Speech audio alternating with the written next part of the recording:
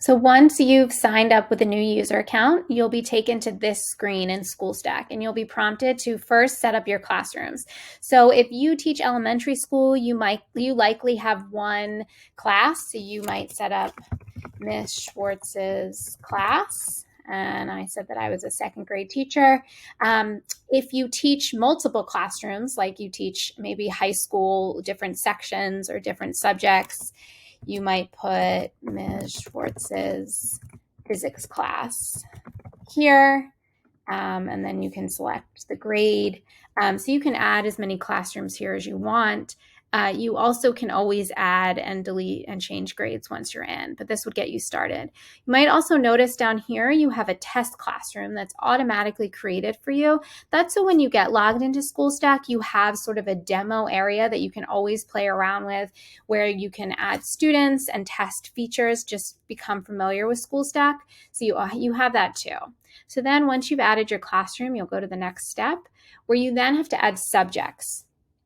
So you might have, if you're an elementary school teacher, you might be wanting to create lessons with various subjects like reading, and then you select grades. It will give you the option to select as many grades as you like for the classrooms that you've set up. So since I set up a classroom for second grade and 10th grade, those are my options here. So I'm going to set up, but if you teach maybe third and fourth grade and you want to set up the same subjects for each class that you've signed up for, you can do that here. So I will set up reading, writing, science. You get the idea. You can do as many as you want. And again, this is something that you can add or change once you get into SchoolStack, but this will just get you started easily. So then the last part of the process is when you add your students. When adding students, you have a few options. The first is adding students individually. So you can add a single student by putting in their student ID number, giving them a first name, a last name, creating a username for them,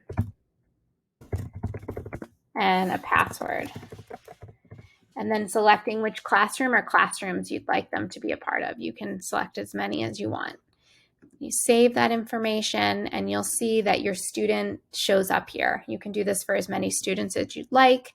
And to view students assigned to each classroom, you can use this drop down. So I've created a student for this class, a student for this class, and every test classroom comes with a student automatically in there, and you can add more. The other thing you can do to save time is add multiple students at the same time. So here you can download an Excel template. These are the different validations that you'll need.